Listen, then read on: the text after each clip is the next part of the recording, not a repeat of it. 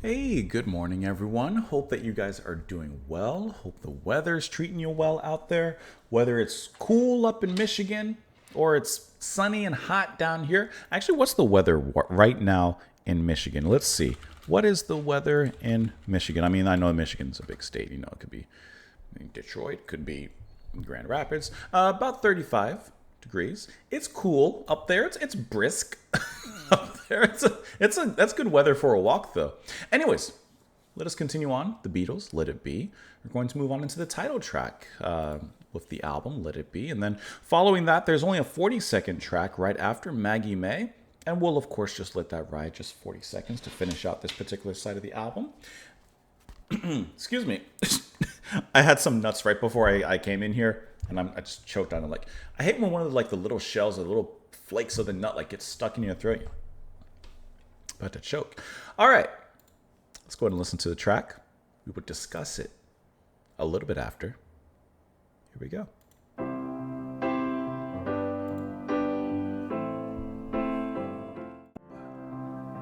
And when the broken-hearted people living in the world, yeah, there will be an answer.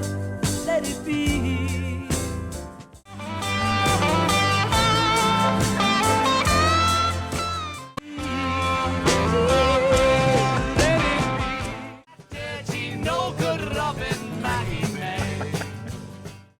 Very quick.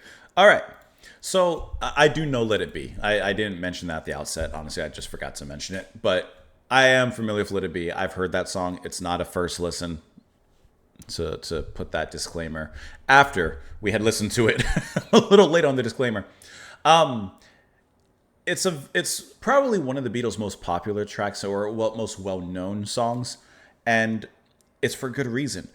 I know at this point, perhaps due to overexposure, it's very easy to listen to it again and then just kind of dismiss it in a way. But let's put the overexposure aside and just dig into it. It's a really fantastic song and overexposed because I think it's incredibly worthy of that exposure. It's once again an incredibly tight composition from the band, and they put things in a way that seems so simple, but when you dig into it, it's so, in a sense, revolutionary how they put it all together, the movement of everything. The melody is very repetitive, catchy. Ba, ba, ba, ba. It has a very spiritual kind of gospel sound to it as it moves. And, of course, the singing is very beautiful. And the refrain of Let It Be is catchy and moving in its own way.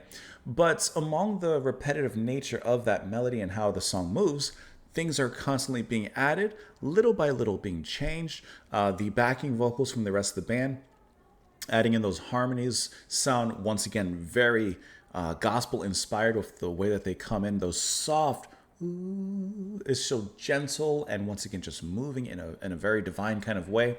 Eventually, of course, the rest of the band and the orchestral elements, the symphonic elements come in and make for a really, really gorgeous, rich listen. Starting from something humble, quiet, introspective, into something richly and greatly profound with the way that they change. Then, I love the way that Ringo comes in on the drums. I love the little groove that he brings in because it kind of changes the whole movement of the song. I don't want to play too much of it because I don't want to edit so much, but when he comes in the verse in the last part, the way that he moves on the toms is simple, and yet there's something so characteristically Ringo about it that it makes it so cool to listen to, and it just inserts a different kind of groove in there. They could have gone a straight beat, or, they could have approached that in so many different ways, or just, I don't know, snare, tom, or snare, kick, no cymbals, just leave it like that, or something. But I find the effect of him using the toms in the way he does, it's kind of like come together. There's just a certain way that the toms are used in creating that groove that is simple, but specifically Ringo, and it gives it character. It gives the song a certain kind of flow. And then later on, I love the ending here. This little, as he just works his way down there. It's just a really cool way that he does that. And like I said, the way that the song brings in all of those other orchestral elements and stuff, it makes it incredible to listen to. You have George Martin handling the string and the brass arrangements, Billy Preston on the organ, which, you heard it right there, but you constantly hear it just echoing lovingly in the back. And you even have Linda McCartney featured in this particular track as well. So you have a really full lineup, but they're each in their particular places, playing their particular parts. And it just makes it for a really nice listen as it grows and expands and moves and, becomes the track that we all know and many love. And there's nothing wrong with that. Let's look at these lyrics. I pulled up the wrong thing here. Now let's look at the lyrics here. All right. When I find myself in times of trouble, Mother Mary comes to me, speaking words of wisdom. What is this word of wisdom? These words, let it be. And in my hour of darkness, she is standing in front of me, speaking words of wisdom. Let it be. Now, he could be, of course, repeating what this vision of Mother Mary is saying to him, just to let things be, which is a really simple, but once again, profound statement. Obviously the title track, just let it be. Let things be as they are. But also, you can interpret that as him having this vision, speaking words of wisdom, let it be. He's saying, let it be. Let this thing take place. And when the broken-hearted people living in the world agree, there will be an answer, let it be. For though they may be parted, there is still a chance that they will see. There will be an answer, let it be. There will be an answer. There will be a solution. And then it confirms and reaffirms those things. The guitar solo, I didn't even mention the guitar solo, is also one of those little elements that changes the tone of the song. The tone and the distortion on it, it's very raw. And it kind of contrasts, I would say, to the sleek, light beauty of the organ, the harmonies, the vocals, the piano. And it contrasts that with something very hard-hitting. But perhaps the message does need to be, hard-hitting like that. It does need to disturb, in a sense, in the most beautiful of ways. And when the night is cloudy, there is still a light that shines on me. Shine until tomorrow, let it be. I wake up to the sound of music. Mother Mary comes to me, speaking words of wisdom. Before he said when he finds himself in times of trouble and in an hour of darkness. Now, in a different capacity, I wake up to the sound of music. Maybe the music represents this Mother Mary.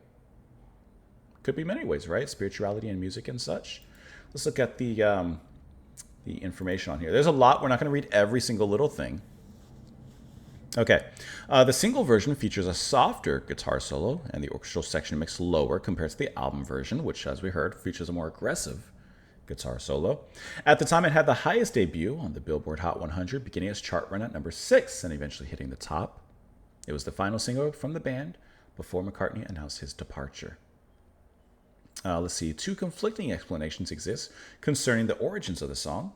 McCartney himself stated that he had the idea of the track after he had a dream about his mother, who had died of cancer in '56 when he was 14. He said, it was great to visit with her again. I felt blessed to have that dream, so that got me writing Let It Be. In a later interview, he said about the dream that his mother had told him, it will be all right, just let it be. Of course, it's widely interpreted as an allusion to the Virgin Mary as well. All right. An earlier differing explanation of the origins of the song was given to the Beatles' road manager, who claimed McCartney had conceived the song after having a vision of Evans during the group's meditation sessions in India. He first began to play around with the track in the recording studio between takes of Piggies. During his rehearsal, Brother Malcolm, referring to Evans, is sung instead of Mother Mary, corroborating Evans' explanation. It could go in many different ways. Like I said, we're not reading every single, thing here. We're not reading every bit of information, but there is quite a lot, obviously, and the charts were going off in regard to this track. Now let's look at the lyrics for Maggie May, of which Rod Stewart has a song called Maggie May as well. I don't think that they have any necessary relation. Oh, dirty Maggie May, they have taken her away, and she never walked down Lime Street anymore. Oh, the judge, he found her found her guilty for her robbing a house. I cannot read. Oh, the judge, he found her for robbing a homeward bounder, that dirty, no good robbing Maggie May. This is a part of Liverpool they returned me to. £2, 10 a week, that was my pay. Okay, she robbed someone coming home. That's not good. That dirty, no good robbing Maggie May. This is a part of Liverpool they returned me to. They sent her somewhere. I mean, they took her away, so she's not out there anymore. Let's look at that one. Beatles version. Traditional Liverpool folk song about a prostitute who robbed a homeward bounder, a sailor coming home from a round trip. Okay. Described as a folk soul song of Liverpool origin, but immensely popular amongst the seamen of the world. Became widely circulated in a skiffle version from the late 1950s. Gotcha. Okay. And of course, the Beatles version. Let's see. The version they perform was spelled Maggie May on the track listing, and all 4 Beatles are credited as arrangers of the traditional song, thus allowing them to collect the writer's share of the publishing income for this public domain song. Smart.